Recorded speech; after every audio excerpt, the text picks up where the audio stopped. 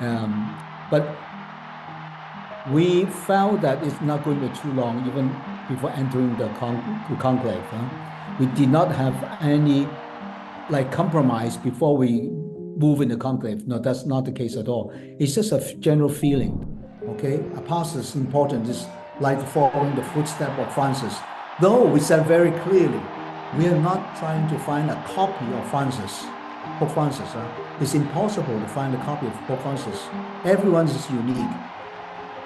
It's not right to find a copy because we were electing the successor of Peter, not the successor of Francis. I think that's point we are making very clear to each other. I think in the coming times, we'll continue to have conversation with him and see how we can move on together as church under his leadership, but he will listen. This church, this Pope, I was told, he listens. And he listens. And so as long as we are able to talk to him, he will listen.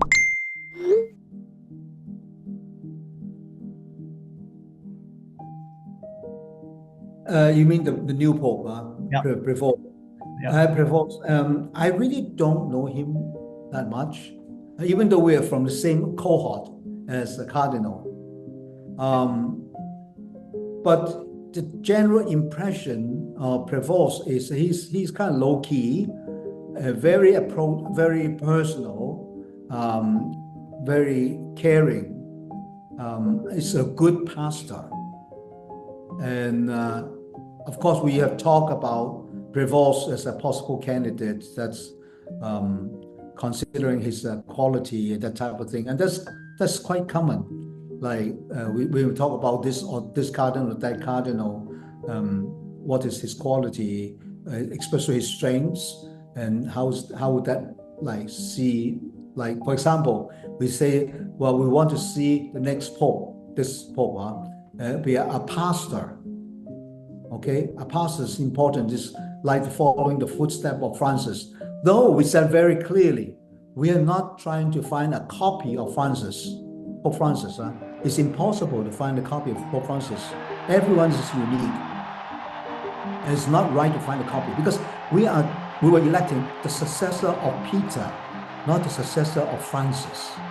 I think that's point we are making very clear to each other. So I think by and large, and then we say that maybe after several rounds of consideration and voting and reflection, and it's obviously then at the end, at least two-thirds agrees that Prevost is the suitable candidate to be the next Pope.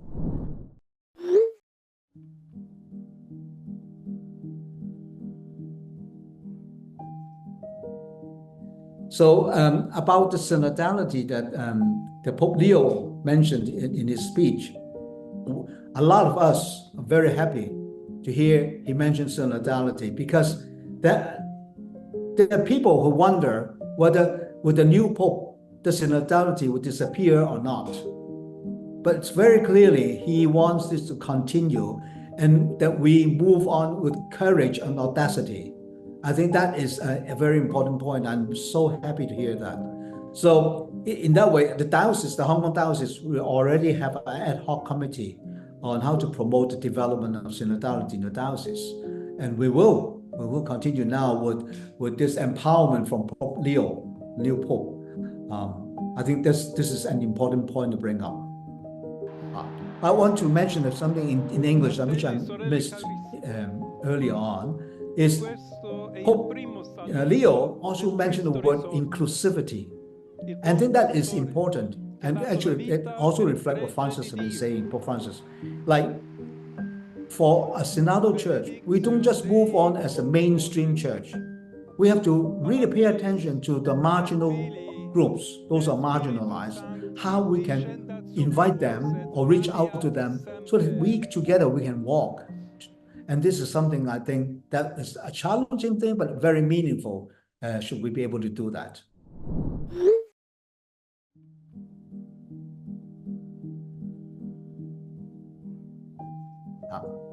So I was going to say, like, in Hong Kong, there are different marginalized groups.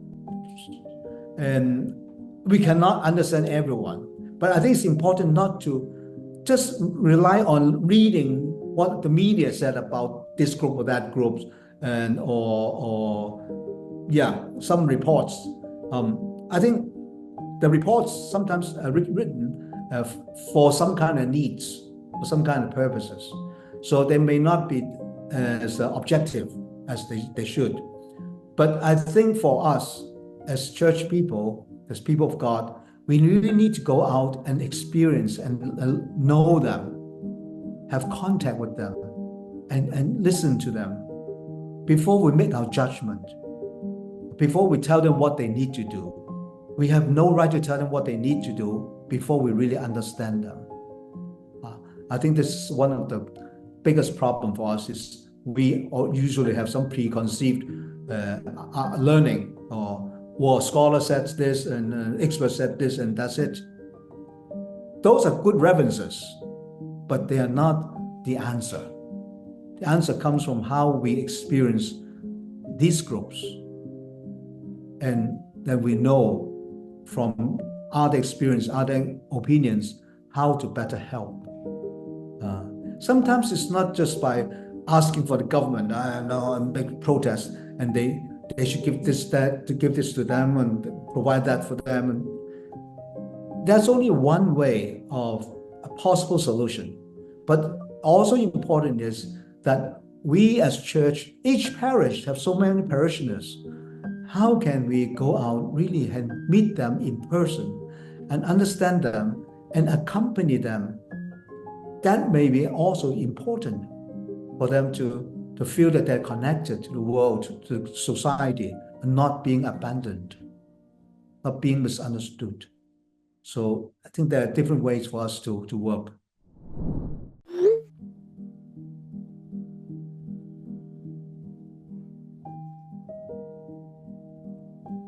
Firstly, I don't know him that well, so I can't really speak what is his position on this or that.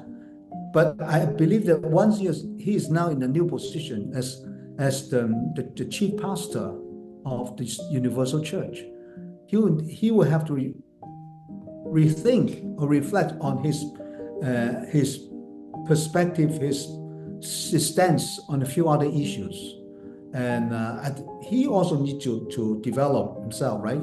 So I think in the coming times, we'll continue to have conversation with him and see how we can move on together as church under his leadership. But he will listen. This church, this Pope, I was told, he listens, and he listens. And so, as long as we are able to talk to him, he will listen.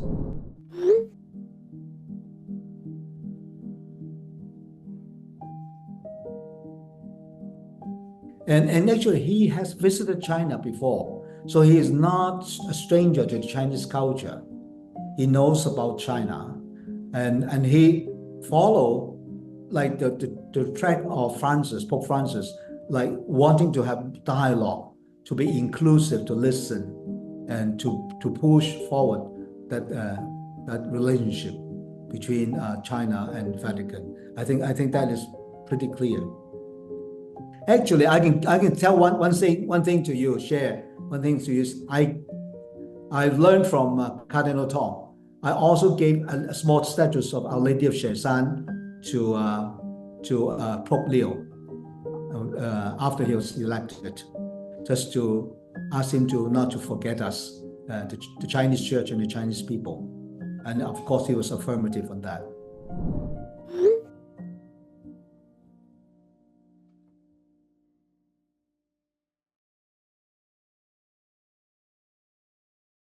Et ego Stephen Cardinalis Ciao, Sponteo poveo ac euro, sigme Deus adivove, et ac sancta Dei Evangelia, que mando mea tango. My experience of the living environment was not harsh. Before the conclave, we have the general congregations, and I was living in the Jesuit Curia.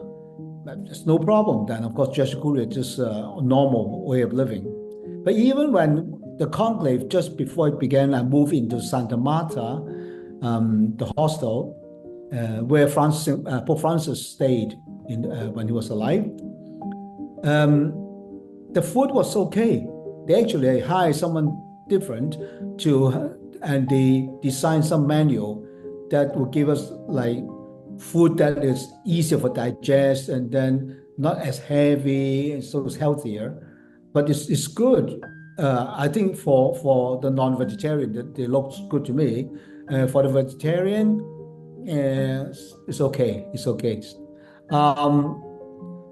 And then they actually they have a device that really block all Wi-Fi and data plan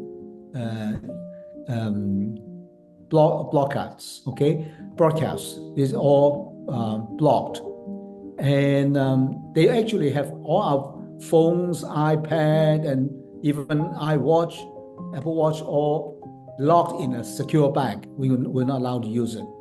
So that was quite an experience. But there was a book, something that we could read. It's like a novel or something. But that is it. That's the experience. It's not bad actually. But I think that might actually encourage us not to stay too long.